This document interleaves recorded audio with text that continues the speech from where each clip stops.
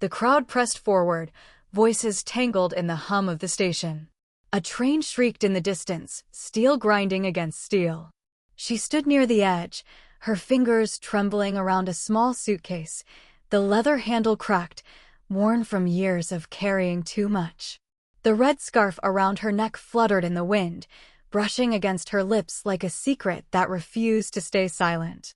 Her eyes didn't move with the crowd. They were fixed on something, or maybe someone. Searching. Waiting. The kind of gaze that could shatter glass if it stayed long enough. A child's laugh echoed somewhere behind, sharp and bright, cutting through the noise. Her hands shook harder.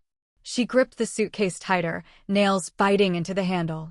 "Not here, not now," she whispered under her breath, words swallowed by the station's chaos. The scarf slipped off her shoulder, twisting in the air like a flame, before landing on the cold floor at her feet. She didn't pick it up. Her breath caught. Her eyes widened. And, just like that, everything she thought she could control slipped away. The scarf stayed where it had fallen, a splash of red against the gray station floor. She didn't bend down to pick it up. Instead, her grip tightened on the suitcase until her knuckles whitened, as if the cracked handle were the only thing anchoring her. The sound of announcements blurred in her ears. All she could hear was the uneven rhythm of her own breath. She had carried this suitcase for years. It wasn't just leather and metal, it was stitched with memories. Her father had bought it for her when she was 13, pressing it into her hands as though passing down a torch. "Travel light, but never without your dignity," he'd said with that quiet authority he carried in every word. Now the leather was split, the corners dented, but the suitcase still felt heavier than it should. Not from clothes. Not from belongings. But from everything unsaid. Her eyes drifted to the platform opposite, where families folded into each other's arms. A mother pulled her son close, his small head disappearing into her shoulder. A man pressed his forehead against his wife's, relief etched across his face like a prayer answered. She watched them in silence, the ache in her chest deepening. No one waited for her. No arm stretched forward. Just the cold whistle of a train and the scarf trembling on the ground like it wanted to crawl back to her. Her throat burned. She wanted to kneel, to grab the scarf, to cling to it as proof she still belonged to someone somewhere. But her feet stayed frozen. Behind her, footsteps slowed. She didn't turn. She could feel eyes on her back, a stranger's gaze that wasn't casual, wasn't passing. It was deliberate, like he was trying to read a language written on her skin. She shifted her weight, pretending to adjust the suitcase. The handle groaned under her grip. "Don't look at me," she thought, though her heart beat faster with the weight of being seen. Memories pulled her under before she could resist. A kitchen table lit by a single bulb. She was 16, head bent over a pile of notebooks, scribbling answers that blurred through tired eyes. Her mother's voice drifted from the stove. "One day, you'll prove them wrong. All of them." She had wanted to believe it. Had studied harder than anyone else, worked longer hours, carried heavier burdens. She had thought success would silence every insult, every cruel smirk. But here she was, years later, clutching the same suitcase, the same weight, and wondering if she had proved anything at all. The announcement jolted her back to the station. Her train was delayed. 10 more minutes. Her stomach twisted. 10 minutes wasn't long, but it was enough for doubt to creep in, enough for silence to thicken around her until it felt unbearable. She sat on a bench, the suitcase pressed against her knees, and watched the scarf flutter whenever the doors opened with a hiss. The stranger leaned against a pillar a few steps away, phone in hand but untouched. His eyes flicked up every so often, never lingering too long, yet never looking away completely. She wondered if he saw the cracks in her facade, the way her hand kept trembling against the handle. For a moment, she almost wanted him to speak, to break the spell, to ask her if she was all right. But he didn't. His silence felt heavy, intentional, like he knew words would only shatter something fragile between them. She leaned back, closing her eyes, and let the station sounds wash over her footsteps, laughter, the rolling thunder of trains.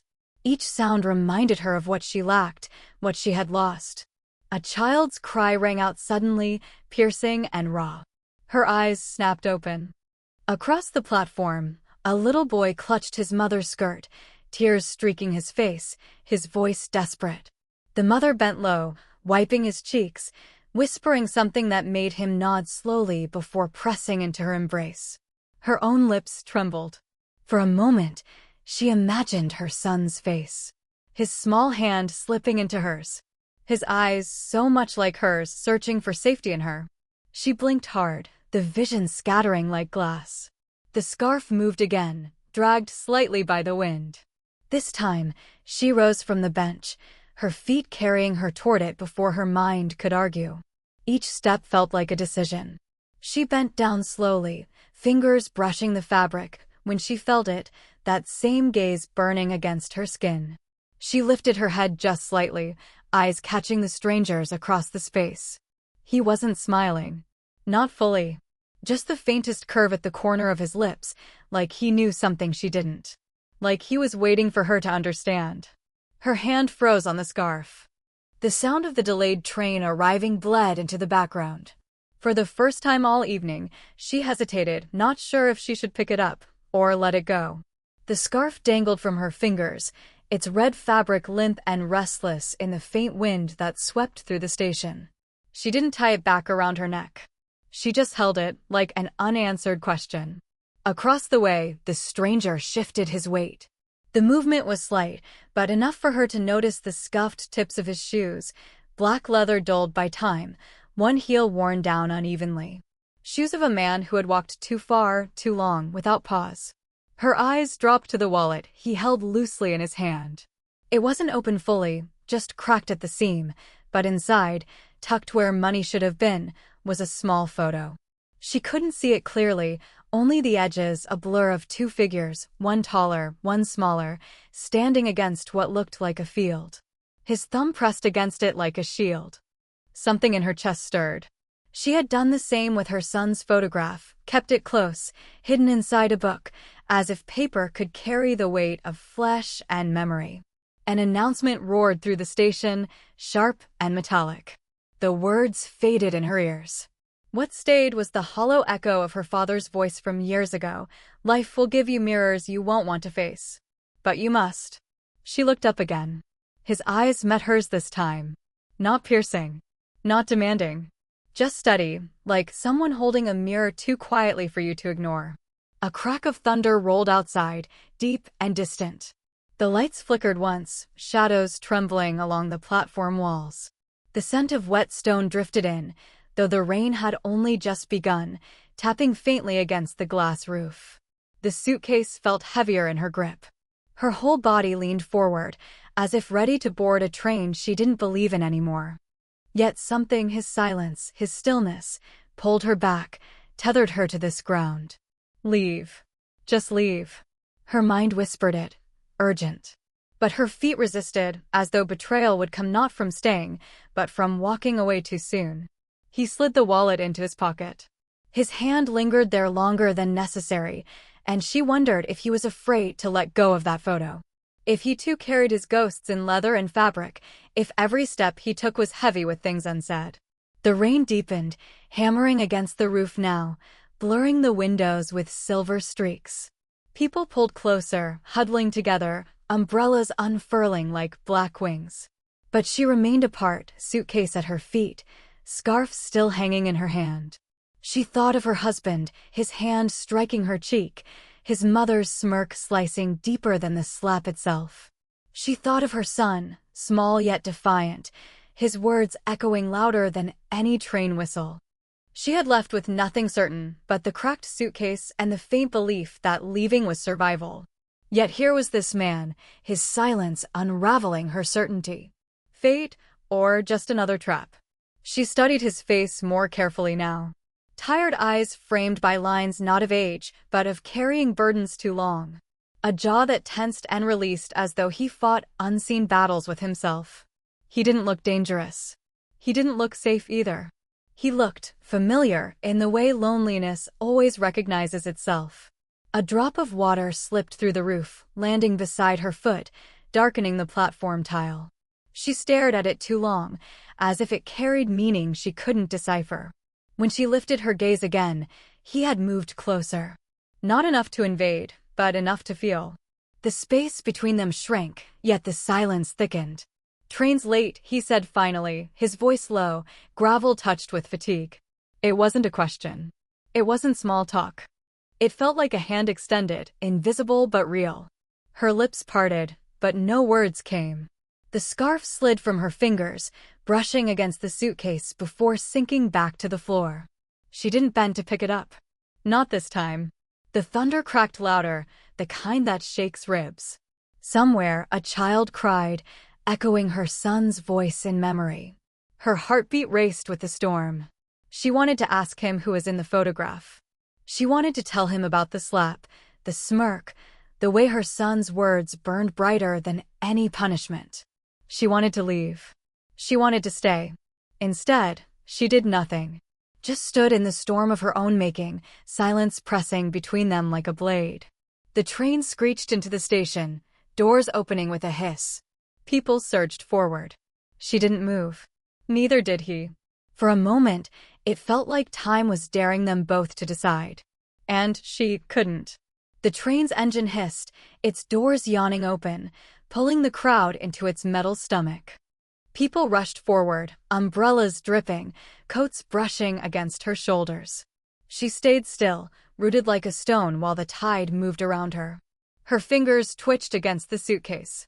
For a moment, she imagined stepping forward, letting herself disappear into the blur of strangers, leaving him and the station and the weight of his silence behind. She even took a step. The suitcase rolled an inch, the scarf forgotten on the floor. Her chest ached with the ache of walking away until something pulled her back. Not a hand. Not a word. Just the faint sound of fabric moving. She turned. The scarf wasn't on the ground anymore. It was in his hand. He held it carefully, not bunched, not crumpled, but laid across his palm as if it were something fragile, something that deserved respect. The red looked darker in the dim station light, wet from the rain that had seeped through the roof. Their eyes met. He didn't step closer, didn't offer it outright. He just let it hang between them, his silence heavier than thunder. Her throat tightened. The scarf wasn't just fabric. It was her father's last gift, pressed into her hands before she had left home for good. He had said, "It will remind you who you are," when others try to strip it away. And yet here she was, almost ready to leave it behind. Her knees weakened. She gripped the suitcase harder, the metal biting into her palm. "Some people carry more than just bags," his voice came, quiet, almost swallowed by the station noise. "They carry silence." It wasn't a question. It wasn't advice. It was a mirror again. A sentence that left her raw, exposed. She opened her mouth, but the words snagged in her throat. All she managed was a broken whisper. "Why do you care?" He didn't answer. Instead, his gaze shifted to the crowd, where two women were watching her with narrowed eyes, whispering behind gloved hands. One of them shook her head, lips curling into a half-smile that carried judgment without sound. Heat rushed to her face. She wasn't new to those looks, pity mixed with disdain, curiosity wrapped in cruelty. The kind of eyes that said she must have done something to deserve it. Her hand shot to the suitcase, yanking it upright. She wanted to scream, to tell them they didn't know, that their whispers cut deeper than her husband's slap, deeper than his mother's smirk. But she stayed silent, the words caged inside her ribs. The scarf trembled in his hand. Slowly, he extended it, not close enough to force her, just far enough that she'd have to reach. The train's warning bell rang, sharp and final. People rushed, shoving past, voices raised. She stood still, caught in the space between leaving and staying. Her chest heaved. Her feet shifted forward, then stopped. A near breakdown, her body ready to collapse under the weight of everything she'd been carrying. Her eyes blurred with unshed tears, her throat raw with words she couldn't speak. For a heartbeat, she almost turned away, almost vanished into the train with the rest. But she stopped. She stopped because of the scarf. Because of him holding it like it mattered. Because his silence felt less like judgment and more like recognition. The rain thundered harder against the roof, echoing the storm inside her. She didn't move. He didn't either. The scarf hung in the air between them, red as a wound, red as a promise, red as something she couldn't yet name. And then the train doors began to close. The platform was nearly empty now, stripped of the crowd's noise. Only the storm outside filled the silence, rain hammering the roof, thunder rumbling low like an unspoken threat. She clutched the suitcase, her shoulders trembling from the weight of everything she hadn't said. The scarf still lay between them, soaked, a streak of red against gray tiles. He bent slowly, picked it up again. But this time, he didn't hand it back right away. He held it differently, fingers spread, palms steady, like someone touching an old wound. Her breath hitched. "It isn't just yours," he said, voice hushed but unshaking. "It belonged to my daughter once." The storm outside roared louder, but her heart drowned out everything else. His daughter. Her eyes shot to his face, searching for cracks, searching for something to tell her he was lying. But his expression didn't shift. If anything, it deepened, hollowed by grief that still lived in his bones. The scarf, her father's last gift, her anchor, suddenly wasn't only hers anymore. It was threaded with another life, another story, another loss. "She wore it the day she left," he continued, thumb brushing the edge where the fabric had frayed. "And she never came back." The words fell heavy, as if the station itself had inhaled them and couldn't exhale. She felt the weight in her chest, like the scarf carried ghosts she wasn't prepared to hold. Her fingers twitched. She wanted to pull it back, to reclaim it, but her hand froze midair. Then his next words split her open. "I know your name," he said. Her stomach lurched. The suitcase nearly slipped from her grip. "I read your file," he added, steady, not cruel. "The degree you fought for. The long nights. The dismissal they wrote as if you were disposable. You applied at my company." Her throat tightened. "Company?" His eyes didn't blink. "I own it." The words hit her like a blow. Her chest collapsed inward, knees threatening to give way. Not a stranger. Not coincidence. The man who now stood holding her scarf, her past, his past stitched into one object, was the very person who held her future too. Her pulse raced. She wanted to laugh, or cry, or scream. Instead, she whispered, broken. "So this, all of this, no," he said quickly, almost sharply, cutting off her spiral. "This wasn't staged. Not fate. Not chance either. Some things find you whether you're ready or not." Her father's words returned, burning through memory like a brand. "Travel light, but never without your dignity." Dignity. The one thing she thought she'd managed to hold on to, even when her husband struck her, even when his mother smirked. And now, here, under these flickering lights, it slipped from her fingers like the rain slipping through cracks in the roof. She looked at the scarf again. It wasn't just fabric. It was a knot binding two lives, two losses, two burdens. His silence. Her silence. Both heavier than the suitcase she dragged behind her. Her vision blurred. The station floor swam.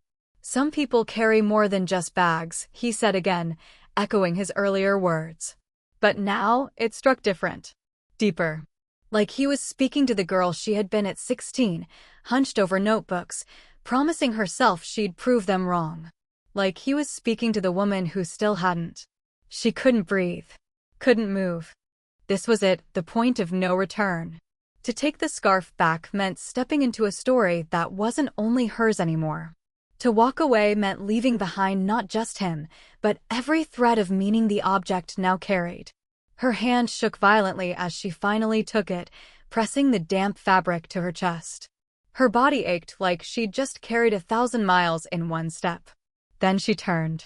The suitcase dragged behind her, wheels clattering over the uneven tiles. She didn't look back. Not at him. Not at the scarf in her hands. At the far end of the platform, a door waited. Plain. Metal. Unmarked. She stopped in front of it, her breath sharp, her heart collapsing into itself. Her reflection stared back in the steel, blurred, fractured by streaks of rain dripping down. She hardly recognized herself. The line looped again in her head, echoing louder this time. Some people carry more than just bags. They carry silence. She gripped the handle. Closed her eyes. and walked into the room that would change everything. The door closed behind her with a metallic sigh, swallowing the sound of rain. The room was bare. A single table, 2 chairs, a window that looked out onto nothing but the storm. She set the suitcase down, the wheels scraping the floor like a confession too loud. He entered seconds later, the scarf still in his hand. Not folded neatly this time, just draped, heavy, like he had finally stopped pretending it was only fabric. They stood across from each other, silence stretching, binding. Her chest heaved. Why me? The words broke free before she could cage them. Why my file, my name, my face? You could have chosen anyone. His gaze was steady, unblinking. Then, because you remind me of her. The air left her lungs. His daughter's shadow fell across the room, across the scarf, across her. Not love, he added, almost harshly. Don't mistake it. This isn't about saving you. It's about remembering her. The scarf landed on the table between them, red and limp, a bridge of cloth stitched with ghosts. She stared at it, anger and grief colliding in her chest. For weeks she had thought her suffering invisible, her fight unseen. And now, was she only a reflection of someone else's loss? Her hand trembled as she pressed against the table, leaning forward. And what about me? What do I become in this story? A reminder? A shadow? He didn't answer. But his silence was louder than words. Lightning split the sky outside, throwing their faces into stark light. In that flash, she saw herself mirrored in him, the same hollowness, the same cracks. Both of them carrying silence, too much silence. Her father's voice returned, sharper than ever. Travel light, but never without your dignity. Dignity. That was the sacrifice. Not money. Not work. Not survival. She realized she couldn't take this scarf with her anymore. It wasn't hers to carry. Not fully. Her hands lifted it from the table. The fabric was still damp, still cold, but her grip was steady now. She looked at him once, then walked to the window. With deliberate care, she opened it.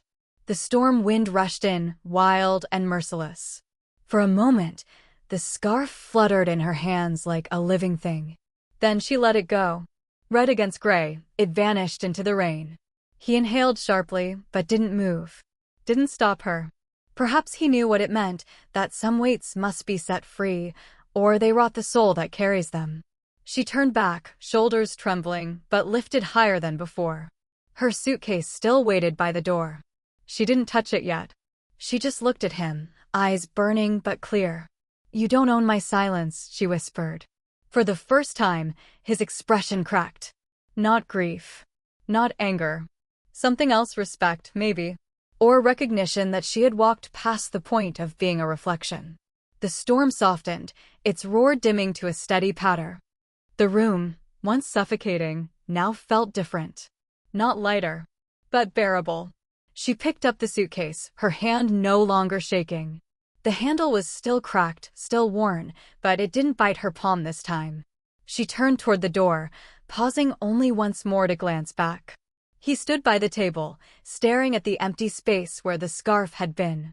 Her lips parted, words slipping out soft, almost like a prayer. Not every stranger you help is meant to stay, but some leave you changed forever. She opened the door and walked out.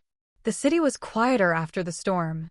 Streets glistened with puddles that caught fragments of neon and street lamps, broken pieces of color drifting across water. She walked slowly, suitcase trailing behind, the wheels clicking over cracks in the pavement. The sound no longer scraped her nerves, it was steady, almost rhythmic. A heartbeat she could lean into. Her hair clung damp to her face, but she didn't wipe it away. The wind moved through it freely, tugging strands into the night, reminding her that she was still here, still moving. No scarf weighed her down now. At a small corner cafe, she paused. The window fogged from within, silhouettes of strangers laughing over cups of coffee. She pressed her hand lightly against the cold glass, not to enter but to witness families leaning close, friends clinking spoons, a couple sharing a quiet smile. For years, scenes like this had stung. Tonight, they didn't. Tonight, she understood something simple. Belonging didn't always mean being inside. Sometimes it meant watching from outside and knowing that one day, maybe, you'd write your own table into existence. Her father's words came back, not harsh this time, but softened, like a whisper carried by the rain. Travel light, but never without your dignity. And for the first time, she knew she had done exactly that. She turned down another street, where lights thinned into patches of shadow. A stray dog lifted its head from the corner, watching her pass. Its eyes glowed in the dimness, curious, unafraid. She smiled faintly, a flicker of warmth in the cold night. The suitcase handle dug into her palm again, cracked leather biting skin. But she didn't flinch. She adjusted her grip. Every scar on that handle now felt like proof of where she had been and how far she had carried herself. Her steps slowed as she reached a small, rented room. Inside, the air was faintly musty, the lamp flickering with an uneven hum. She placed the suitcase by the bed, not bothering to unpack. Instead, she pulled out a drawer from the nightstand and opened it. It was empty. For a moment, she imagined the red scarf lying there folded, still, waiting. But it wasn't. It never would be again. Instead, she placed her cracked wristwatch inside. The glass was chipped, the second hand stuck, time frozen at a meaningless hour. She set it down gently, the way someone might lay flowers on a grave. The drawer slid shut with a soft finality. Sometimes love is not romance, she whispered into the stillness. It's recognition. Recognition of grief. Recognition of strength. Recognition of a mirror in a stranger's eyes. She sat at the edge of the bed, staring out through the rain-speckled window. Somewhere across the city, she knew he might be standing in his own empty room, looking at the same storm. She didn't hate him. She didn't long for him. He was a fragment now, like the scarf, like the silence, woven into her but no longer consuming her. The night deepened. The streets thinned. But her chest didn't feel hollow anymore. It felt bruised, yes, marked, but not broken. She closed her eyes and breathed. The storm had ended, but its echo lived in her blood, a reminder of what she had survived. And as sleep threatened to claim her, a final thought rose, weightless and sharp. What if the people who wound us the deepest are the ones who teach us how to carry ourselves unshaken? The room gave no answer. Neither did the rain. But the question lingered, open, unfinished, an invitation for anyone listening to step into its silence.